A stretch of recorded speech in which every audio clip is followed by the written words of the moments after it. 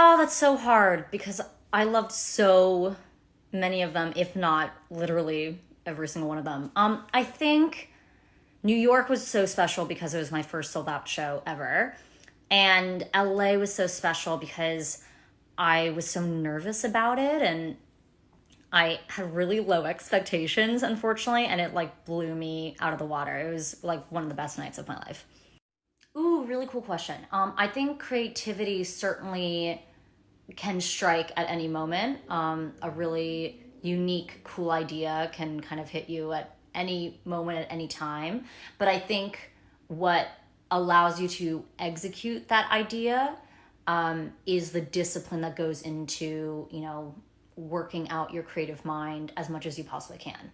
I did heatless curls. I'm kind of obsessed. So I wrapped my hair right after I sent that picture on Twitter. I could have kept it longer, but I only had so much time.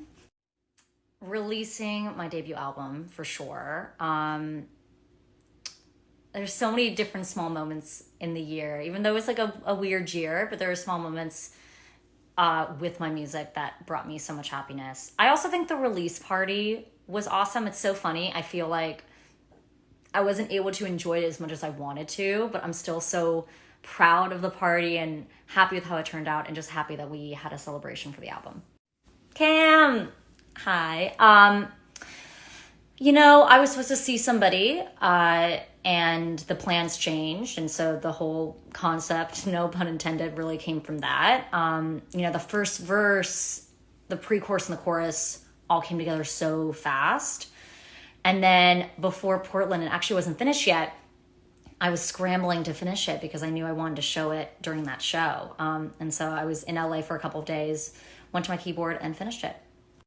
Honestly, some moments were great. Some moments were brutal. There was one song where I couldn't finish it because I fully lost my voice and I was getting a bit emotional.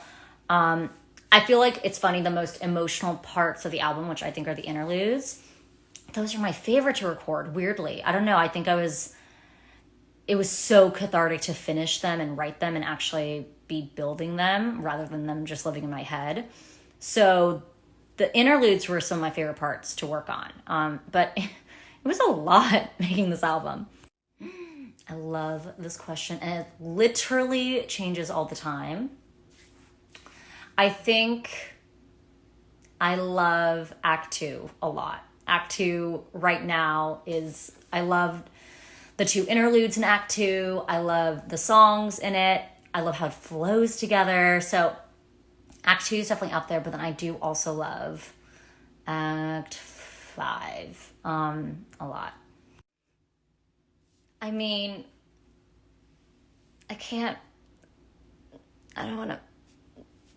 say anything yet. I love her. Absolutely. I would love to collab with her. She's so freaking talented. Such a good question. I feel like those two songs are definitely about different things, so it didn't make sense to put them in the same act. But I do feel like they're related. And, part of the breakdown that's talked about in Crazy to Think, I think is inspired by what is talked about in Have I Reached My Peak. So I want to show that they were related without necessarily putting them in the same act, if that makes any sense. Ooh, good question. So the episode in season 2 where Austin and Allie finally get together, so it's after they finally have their first kiss, and they perform You Can Come to Me. That episode was fully rewritten. It was a totally different episode. There's a few reasons why it was fully rewritten. And I think a lot of people would agree that what we ended up doing. I'm so happy. It's such a great episode. But there were definitely some things in the episode before it was written out that I really liked. And I can't remember them right now. Okay, I feel like I can't really count this, but I have just recently gone to Paris for the first time because it was my layover for going to Malta. So I've been to the airport and it was nice. Well, today it's definitely been this because I've missed you guys and I love you all so much. I love this question. Love, because I find it fascinating. I find the more personal I get, the more specific I get with personal details in my life, the more relatable it is, which I find both astonishing but also logical, because I think, yes, people might not be able to relate with the exact details of where I am and what location is happening, but the feelings, I think that we all feel, it's what connects us all. And I think the more honest you can be about your personal feelings and what you're going through, it can be surprising how many people are going through the same thing.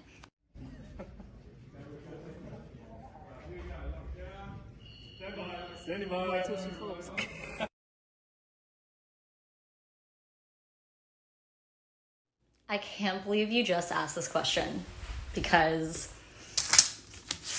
I'm literally rereading it right now.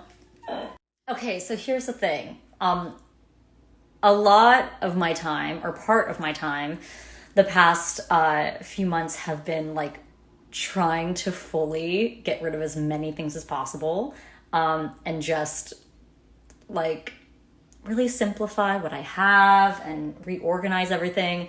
So with that said, I don't know how to properly do this. This is my room. There's really not much happening. I do want to properly decorate. I will say I just cleaned up, I have my like blanket here.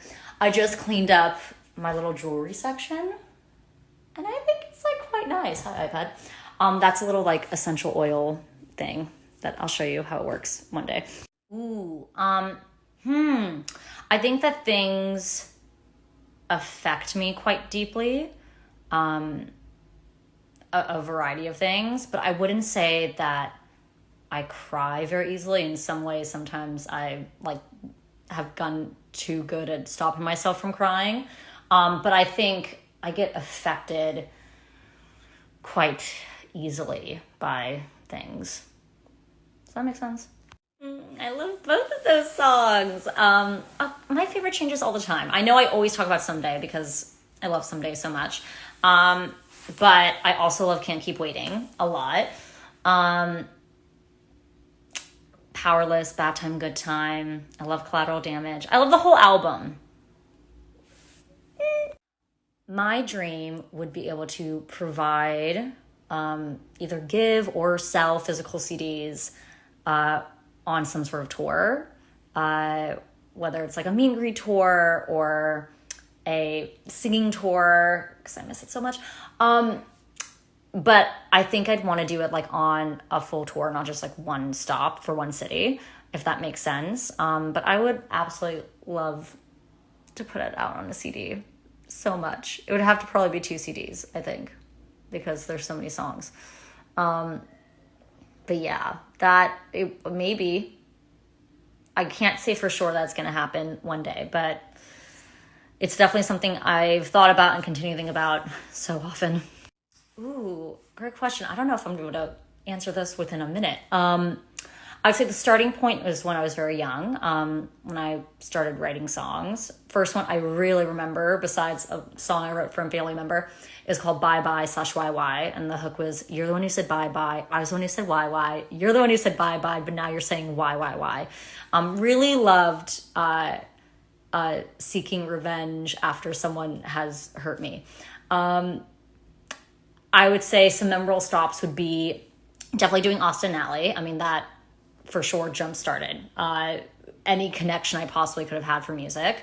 I mean, definitely when I was at either one of the labels I was at, and then deciding to go independent, my debut album release for sure.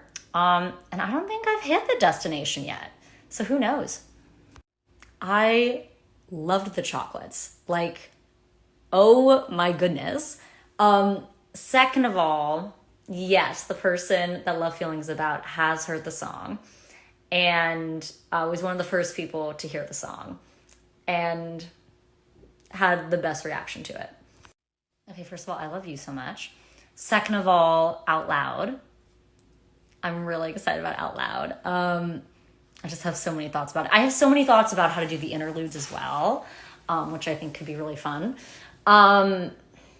Let's see. Also Can't Keep Waiting.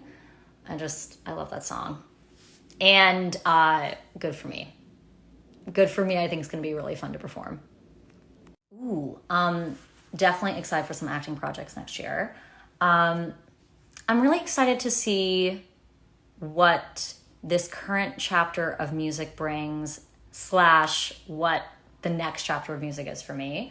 I'm excited to kind of like take a moment and continue to celebrate this album with you guys, reflect on so many different things. I think taking some time to really feel everything, which is what the whole album is about, I think is really important for me right now. And I'm really like wholeheartedly excited about it. I love you all so much. Ooh, good question. I try to see as many as I possibly can, especially TikToks and videos that are using the sounds of my songs. But I also look to fans to either let me know some posts that I've missed, whether it's their post or their friends or other people they know. But I try to see as many as I possibly can. I love you all so much. Thank you all so much for participating and I was going to say tuning in. I don't know if that makes sense, but I truly cannot just tell you all how much I love you and am grateful for you. And there are some great questions today, so thank you. Even though I'm done answering questions on Instagram, I will be answering some questions for 10 minutes on YouTube under a certain music video that has, these are the emojis that gives the hint of the music video. I really can't speak coherent English anymore. So if you get it, I will be there for 10 minutes and then I might be in one other place after that, either on the Team Laura account or my own account. We'll see how well I can figure things out. But I'll be here very soon.